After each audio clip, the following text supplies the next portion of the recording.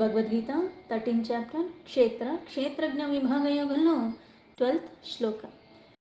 అధ్యాత్మజ్ఞాన నిత్యత్వం తత్వజ్ఞానార్థదర్శనం ఏతజ్ఞానమితి ప్రోక్తం అజ్ఞానం యత్తో అన్యథా. అధ్యాత్మ జ్ఞాన నిత్యత్వం. అధ్యాత్మ అంటే ఆదిగా ఉన్న ఆత్మరూపంలో ఉన్న ఆ పరమాత్మ అన్న పరమ సత్యాన్ని తెలుసుకునే జ్ఞానము. ఈ జ్ఞానాన్ని తెలుసుకోవటానికి నిత్యుడై సత్యుడై ఎప్పుడు ఉన్న ఆ పరమాత్మ గురించి నువ్వు కూడా నిత్యము ఆ శోధన చేస్తూ ఉండాలి. ఆ అన్వేషణ అన్నది జరగాలి. అంత స్థిరంగా దాన్ని నువ్వు పట్టుకుంటేనే అప్పుడు కానీ మనకి అర్థం కాదు. అందుకే ఆధ్యాత్మ ఆదిగా ఉన్న ఆ పరమాత్మ ఒక్క ఏదైతే తెలుసుకునేది ఉంటుందో అది అసలైన జ్ఞానము. నిత్యుడై స్థితుడై ఉన్న పరమాత్మ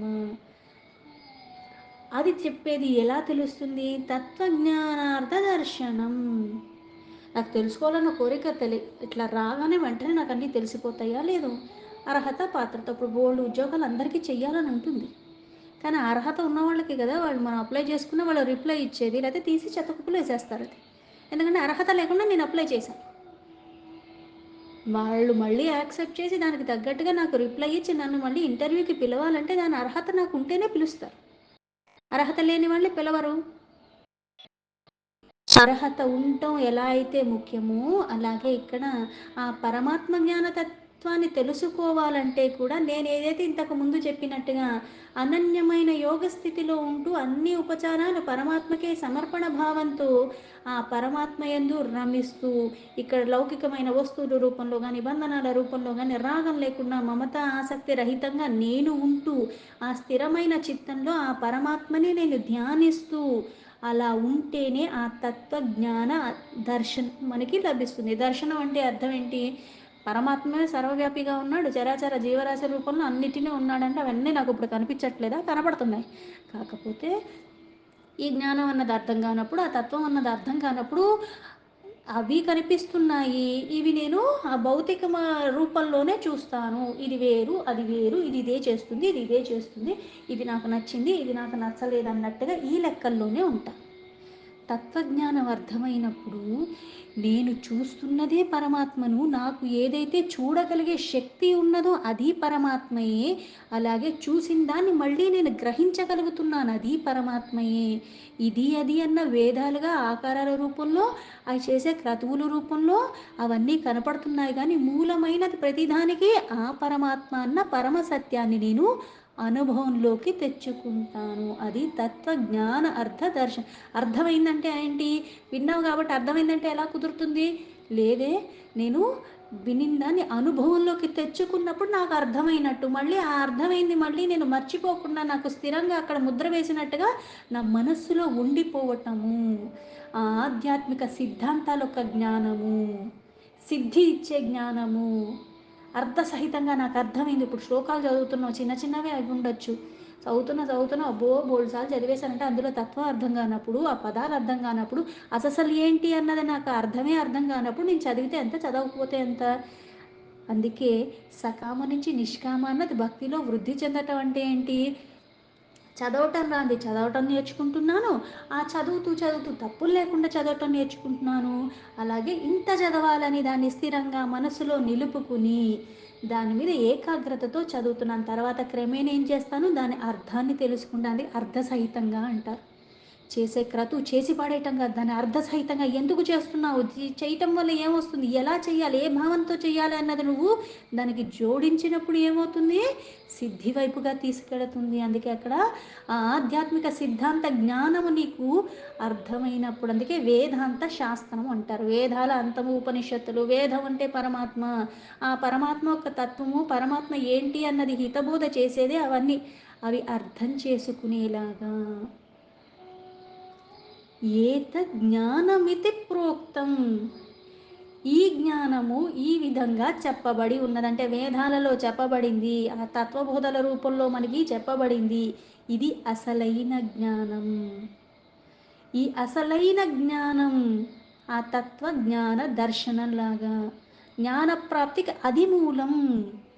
జ్ఞానప్రాప్తికి మూలం అంటే అర్థం ఏంటి? అది అజ్ఞానాన్ని తీసేస్తుంది. అజ్ఞానాన్ని తీసేసి నీ సాధనలో నీకు మళ్ళీ స్థిరత్వాన్ని ఇస్తుంది, చంచలత్వానికి లోబడకుండా చేస్తుంది. అందుకే ఇటువంటి జ్ఞానం ప్రోక్తమని చెప్పి అజ్ఞానం యదతో అన్యథ, ఇది జ్ఞానాన్ని ఇస్తుంది. మళ్ళీ అజ్ఞానం ఏదైతే ఉన్నదో ఈ జ్ఞానానికి విరుద్ధంగా ఉన్నది. అంటే జ్ఞానం ఉంటే అజ్ఞానం ఉండదు, అజ్ఞానం ఉందంటే జ్ఞానం రాదు. ఆ రెండు వేరు వేరు విరుద్ధాలు. ఇది ఉంటే అది ఉండే అవకాశం లేదు, అది ఉంటే ఇది ఉండే అవకాశం లేదు. ఈ ఆధ్యాత్మిక చింతనన్న జ్ఞానం నీకు ఎప్పుడైతే తత్వబోధ దర్శనం అంటే దాన్ని నువ్వు అనుభవంలోకి తెచ్చి దాన్ని గ్రహించగలిగే స్థితి వచ్చినప్పుడు, చెప్పిందంతా చూపించిందంతా చూసేదంతా చూడగలిగిందంతా అంతా పరమాత్మే అన్న పరమసత్యం గ్రహించినప్పుడు అజ్ఞానానికి తావులేదు, అనుమానాలు మూలాల నుంచి తొలగిపోతాయి. ఇది తెలియనంత వరకు ఇవన్నీ ప్రతి దాంట్లో అనుమానమే ఉంటుంది. ప్రతిదీ నాకు లేనిపోనివి ఇంకా ఇంకా అనుమానాలు పెంచుకునేలాగా యథార్థ తత్వాన్ని చూడలేని స్థితిలో నేను ఉంటాను. కళ్ళుండి కూడా గుడ్డి దానిలాగే నేను వ్యవహరిస్తూ ఉంటాను అజ్ఞాన వశమున. ఎందుకంటే అసలైన జ్ఞానం నాకు అర్థం కాని కారణంగా నాలో వికారాలు ఎక్కువ ఉన్నాయి, నాలో చంచలత్వం ఎక్కువగా ఉంది. అందుకు నా జ్ఞానం నాకు శూన్యము. అందుకే సాధన నిత్యము అభ్యాస అంటారు. ఇవన్నీ చెయ్యాలి. చేస్తూ చేస్తూ చేస్తూనే ఉంటే అది మనల్ని వృద్ధి వైపు సిద్ధి వైపు తీసుకెళ్తుంది. శ్లోకానికి యథాతథా మీనింగ్ తీసుకుంటే, అధ్యాత్మ జ్ఞాన నిత్యత్వం తత్వజ్ఞానార్థ దర్శనం ఏతజ్ఞానమితి ప్రోక్తం అజ్ఞానం యదతోన్యథా. ఆధ్యాత్మిక జ్ఞానముందో నిత్యస్థితుడై ఉండటం, తత్వజ్ఞానంలో మళ్ళీ భగవంతుడే అన్నీ అన్నది తెలుసుకుని ఉండుట, ఇవన్నీ కూడా ఇవన్నీ తత్వజ్ఞాన దర్శనాలు అంటారు, అనుభవంలోకి వచ్చాయి.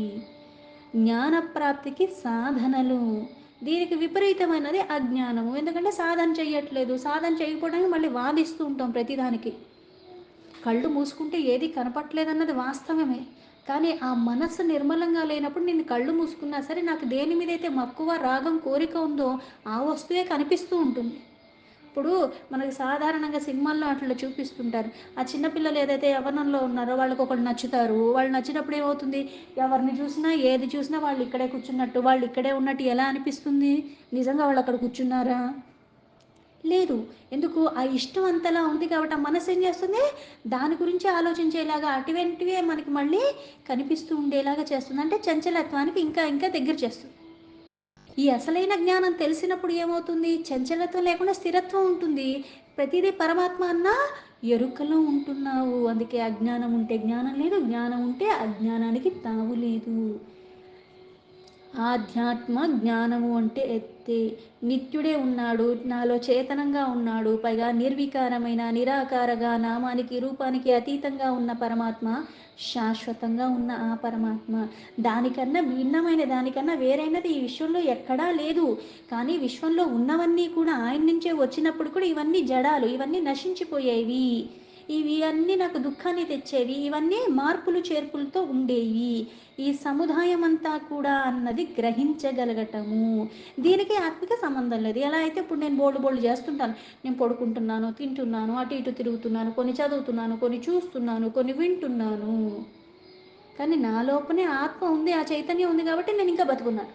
నేను చేసేదానికి దేనికి దానికి సంబంధం లేకుండా ఉంది, సాక్షిగా ఉంది అంతే. నా పైన ఎంతసేపు ఈ బాహ్యమైన వాటి మీదే ఉంది కాబట్టి అది చూస్తున్నట్టు చూస్తుంది, కానీ నేను చేసే దేనికి దానికి సంబంధం లేదు. అందుకే అన్నీ ఆత్మమయంగానే ఉన్నప్పుడు కూడా, అక్కడే ఉన్నప్పుడు కూడా ఆత్మకి దేనితోనూ సంబంధం లేదు. ఈ తత్వం నీకు అర్థమవుతుంది. శాస్త్రాల్లో చెప్పింది, ఆచారాల్లో ఈ ఉపదేశాల ద్వారా కూడా ఆ ఆత్మతత్వం గురించే గ్రహించడానికి ఆత్మబోధ అని శంకరాచార్యులు రాశారు. ఆ బోధ అంటే నిశ్చయాత్మకంగా అది, ఎలా అయితే పరమాత్మను కంటితో చూడలేవు అంటారు. ఎందుకు కంటితో చూడలేవంటే అది నువ్వు అంతర్ముఖ ప్రయాణం మొదలుపెట్టినప్పుడే. మనోవాక చిత్తాలకి దక్కని వాడు పరమాత్మ. ఆ ఆత్మతత్వం నిత్యమై ఉన్నది, నిరంతరము మననం చేయటం ద్వారా ఆధ్యాత్మిక జ్ఞానం అప్పుడు ఆయన మీద నీకు స్థిరంగా ఉంటుంది. లేకపోతే మళ్ళీ లౌకికమైన వాటి మీదే, మళ్ళీ వీటి మీదే రమిస్తూ ఉంటుంది. తత్వజ్ఞానం అనుభవంలో తెలుస్తుంది. ఆ అనుభవం రావాలంటే కూడా ఏం చేయాలి? ఎక్స్‌పీరియన్స్ ఎక్కడి నుంచొస్తుంది? చెయ్యగా చెయ్యగా వస్తుంది. 4 సర్టిఫికేట్‌లు నేను చదివేసి తెచ్చేసుకుంటే ఎక్స్‌పీరియన్స్ తెచ్చుకుంటానా? అలాగా లేదు. 1 ఇయర్ చేస్తే 1 ఇయర్ ఎక్స్‌పీరియన్సే వస్తుంది. ఇలా చేసుకుంటూ పోతూ ఉంటే క్రమేణా, క్రమేణా ఇప్పుడు ఉద్యోగం మొదలుపెట్టినప్పుడు చేసిన పనికి ఒక 10 ఏళ్ల తర్వాత చేసిన పనికి తేడా లేదా? తేడా ఉంటుంది. చెయ్యగా ఇంకా చక్కగా చేస్తాను. తక్కువ సమయంలోనే చేస్తాను. అందులో లోటుపాట్లు నాకు ఇట్లా చూడంగానే తెలిసిపోతూ ఉంటాయి.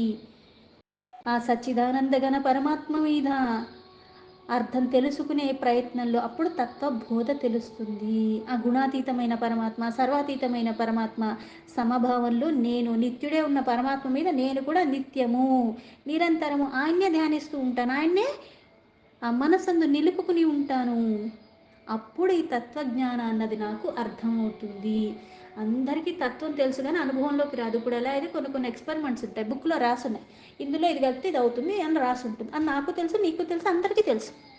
కానీ ఎక్స్‌పెరిమెంట్ చేసినప్పుడు ఇది కలిపితే దాని తర్వాత ఏమవుతుందన్నది నేను అట్లా ఎక్స్‌పెరిమెంట్ డైరెక్ట్‌గా చేసినప్పుడు నాకది అనుభవంలోకొస్తుంది. ఇక్కడ రాసింది చూడటం వేరు, ఇది సత్యమే. కానీ అక్కడ నేను ఆ క్రతువు చేయటం వల్ల అది నాకు మళ్ళీ ఇందులో కొంచెం ఇది కొంచెం పరిణామం ఇది పెంచేటప్పుడు ఏమవుతుంది? మళ్ళీ ఇది తక్కువ చేసినప్పుడు ఏమవుతుంది? ఇలా నేను అన్నీ మళ్ళీ తెలుసుకున్నప్పుడు అనుభవంలోకి ఎలా అయితే తెచ్చుకుంటున్నానో, ఉన్నది చూశాను, చదివాను, మళ్ళీ అక్కడ చేశాను కూడా. చేసింది ఏమవుతుంది? స్థిరంగా ముద్ర పడిపోతుంది. బట్టి కొట్టినవి అంత ఎక్కువ గుర్తుండవు.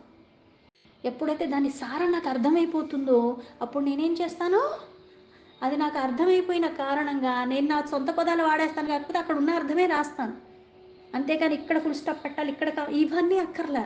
అది నీకు అర్థం కావాలి. యథార్థ తత్వము ఉన్నది ఉన్నట్టుగా, లేనిది ఉన్నట్టుగా కాకుండా, ఉన్నది లేనట్టుగా కాకుండా ఉన్నది ఉన్నట్టుగా అది యథార్థము, తత్వము.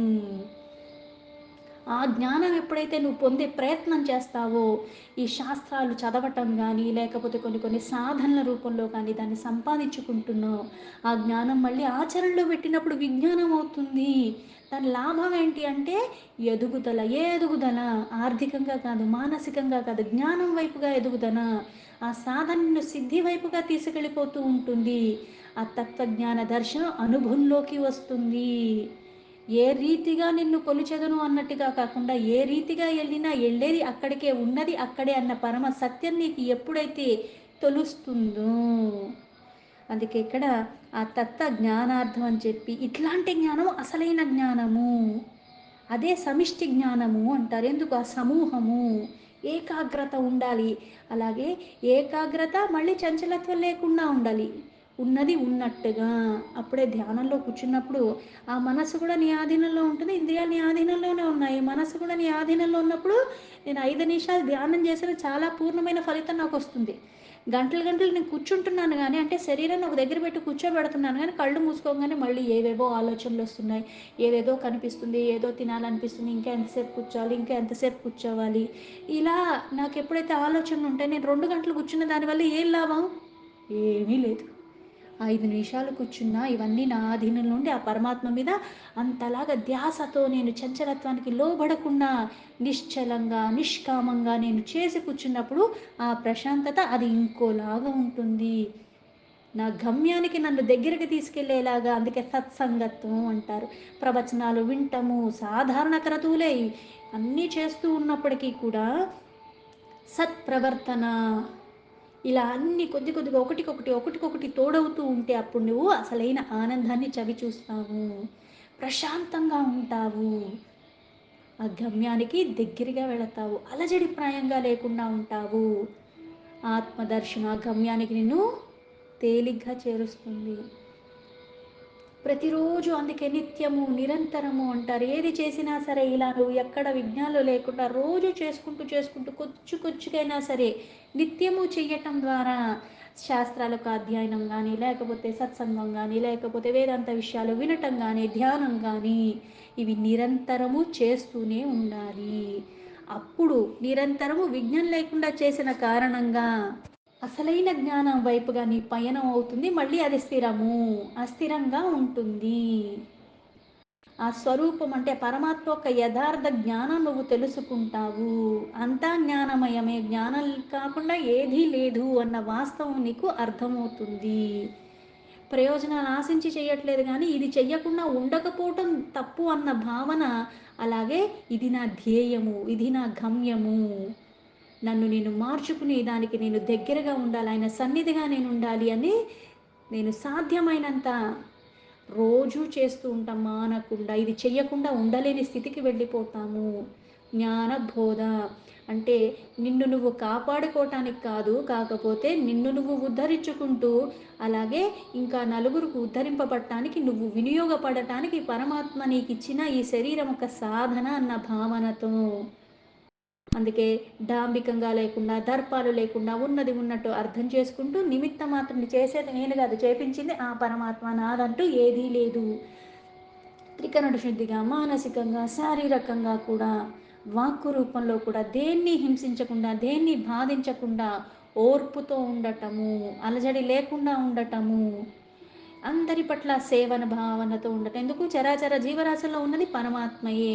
శుద్ధి నిత్యము అంతరంగికంగా, బాహ్యంగా కూడా ఉండటము. సన్మార్గంలోనే బాధొచ్చినా, ఏదొచ్చినా ధర్మాన్ని మాత్రం వదలకుండా ఉండటం.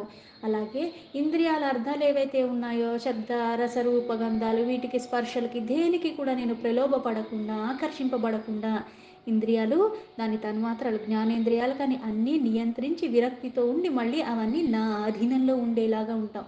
అహంకారం లేకుండా ఉండటం, అలాగే ద్వంద్వాలకి అతీతంగా ఉండటం, జనన మరణ ఇవన్నీ రోగాలకి దేనికి కూడా నేను దుఃఖానికి లోబడకుండా అన్నీ సమభావంతో తీసుకోవటం. సంతాన వృద్ధి జరిగిన, లాభం నష్టం అన్నీ సమభావ స్థితిలో ఎల్లవేళలా ఉండటము. ఆ పరమాత్మ మీదే అనన్యమైన భక్తితో ఉండటము. సాధ్యమైనంత అంటే నువ్వు చెయ్యవలసినవన్నీ, జీవితానికి కావాల్సినవన్నీ చెయ్యాలి. కానీ తర్వాత ఏకాంతంలో ఉండటం నేర్చుకోవాలంటే ఎక్కడికి ఏయి వదిలేయాలో వదిలేస్తూ ఉండాలి. ఆలోచనల దగ్గర నుంచి ఇలా నిరంతరము మనస్సన్నది పరమాత్మయందు రమిస్తూ అలా నిలిపిన కారణంగా ఆధ్యాత్మిక జ్ఞానం అన్నది నీకు సాధన ద్వారా అప్పుడు వస్తుంది. ఆ గమ్యానికి చేరుకోవాలన్న ఎరుక వస్తుంది. అంతేగాని చేరిపోతామని కాదు. నిరంతర సాధన గమ్యానికి చేరుస్తుంది. ఈ లక్షణాలన్నీ కూడా నువ్వు సమకూర్చుకోవాలి. దీంతో భగవద్గీత 13th చాప్టర్ క్షేత్రజ్ఞ విభాగ యోగంలో 12th శ్లోక సంపూర్ణం.